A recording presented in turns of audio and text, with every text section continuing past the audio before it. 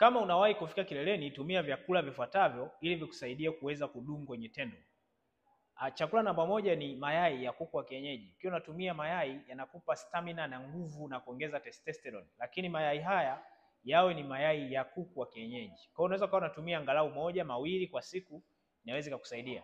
Jambo la pili au chakula cha pili ni parachichi. Tunda la parachichi linasaidia kwa sababu lina wingi wa vitamin E. Lakini vile vile tumia garlic au tunaita kitunguu saumu. Kinasaidia kwa kiwango kikubwa kuongeza mtiririko wa damu na kukusaidia kuwa na stamina ya kudumu kwenye tendo kwa muda mrefu.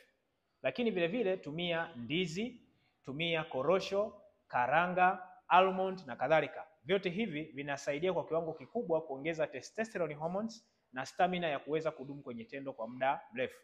Vile vile hakikisha unatumia chai ya tangawizi yenye mchanganyiko wa tangawizi pamoja na asali. Achana na matumizi ya sukari. Ukiweka asali inakuwa inasaidia kwa kiwango kikubwa kuhakikisha kwamba unakuwa na uwezo wa kudumu kwenye tendo kwa muda mrefu. Kwa sababu unapofika haraka sana kileleni, unamwacha mwanamke njia panda. Yaani kipindi yeye alipokuwa anaanza safari, wewe unakuwa tayari umeshafika.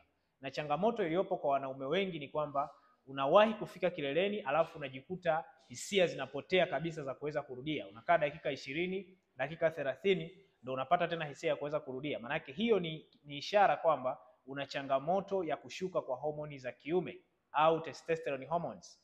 Kama utakuwa unahitaji kupata ushauri kwa kina, vyakula, mazoezi sahihi pamoja na dawa, namba ipo hapo kwenye bio, nipigie simu moja kwa moja ili tuweze kushauriana kwa kitaalamu. Kwa muda mrefu sana tumekuwa tukiwasaidia wanaume ambao wana matatizo katika mfumo wa uzazi na kuweza kurejesha heshima ya tendo la ndoa. Karibu sana tukusaidie.